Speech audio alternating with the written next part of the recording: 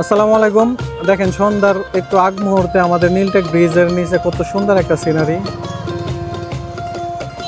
এখানে আমাদের গ্রামের মানুষরা এসে এই ব্রিজে বসে একটু সময় পার করে। এই সময় ওই যে পোলাপান আছে হইলে যে সাইম ভাই, সাইম বিদায় যাইতেছে কবে? শিক্ষা হয়েছে জীবনে।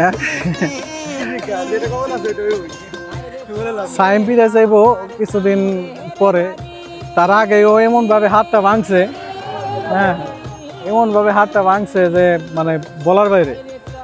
পোলাপান এরকম ইয়াং বয়সে এইভাবে হাতটা ভাঙা মানে কতটা যে খারাপ অবস্থা। ও দেখে যে কাজ করবো কিভাবে। কি সুন্দর একটা সিনারি। একটা সময় আমাদের এই খালে কিন্তু অনেক পানি থাকতো, এখন পানি নাই। কারণ হইলো ওই চারিগ্রামের ওই দিক দিয়ে বাঁধের মতো করে আটকাই দিছে। কালীগঙ্গা নদীর থেকে যে পানি আসবো সেই অবস্থা আর নাই।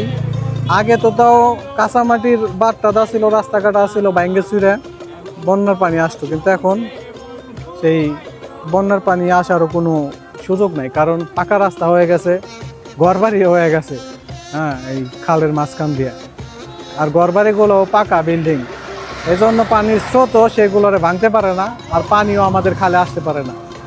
আমরা বাপদাদার মুখে শুনছি এই খালে নাকি বড় বড় লঞ্চ চলতো, বড় বড় জাহাজ চলতো। হ্যাঁ এগুলো বিশ্বাস হয় না, শুনলে হাসি পায়। আবার হইতেও পারে, কারণ তারা যেহেতু নিজের চোখে দেখছে, বা তারাও দেখে নাই, তারাও আগে চলতো।